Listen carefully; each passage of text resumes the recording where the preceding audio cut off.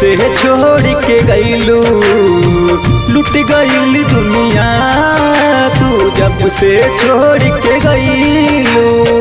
आँख में हमरा आंसू देके, आँख में हमरा आंसू देके तू बोला का पैलू। लुट गईल दुनिया तू जब से छोड़ के गईलू, लुट गईल दुनिया तू जब से छोड़ के गईलू।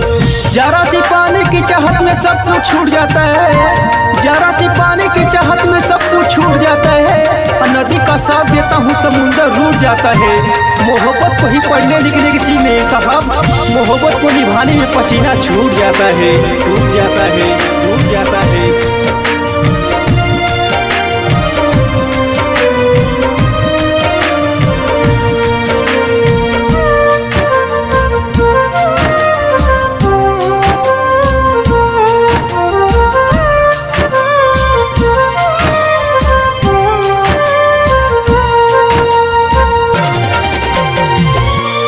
खुश हो जाइबू जाके हम तो रोइब रतिया के, मीठा मीठा दर्द सताई याद के बतिया के।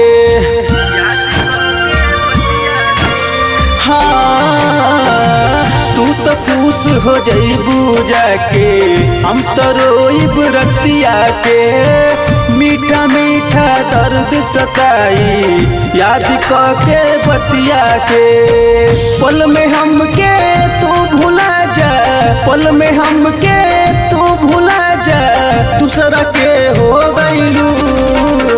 लुट गईल दुनिया तू जब से छोड़ के गईलू, लुट गईल दुनिया तू जब से छोड़ के गईलू। तोड़ देती अगर तू गुलाब रहतू, तोड़ देती अगर तू गुलाब रहतू, जवाब भी देती अगर तू सवाल रहतू। बीत सबे जानला सरवा पेकर ना हो, मगर पी जेती अगर तू शराब रहतू, तू शराब रहतू, तू शराब रहतू।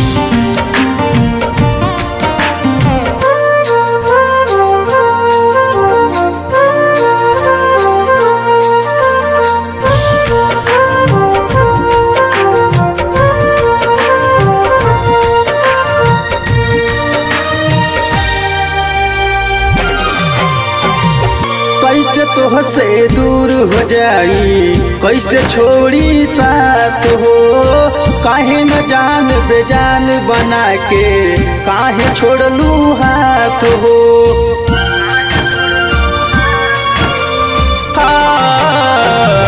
कैसे तोहसे दूर हो जाई, कैसे छोड़ी साथ हो, काहे न जान बेजान बना के काहे छोड़लू हाथ हो। सरवन से तू वादा काके, लोटा से तू वादा काके अनिल के हो गईलू।